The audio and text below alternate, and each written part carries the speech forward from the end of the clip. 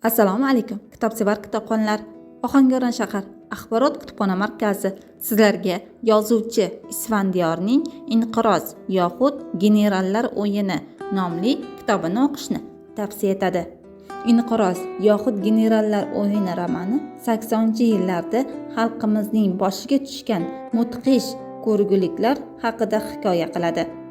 Qatag'on davrining qotillari, qurbonlari va shu qurbonlar huquqini, millat sha'nini himoya qilgan mard insonlar kurashi asarda ochiq-oydin mufassal injo etilgan.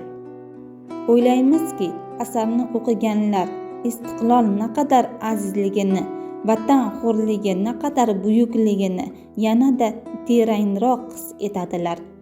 Yozuvchining romandagi ayrim so'zlari Farg'ona, Buxoro va Toshkent shevalarida talqin qilingan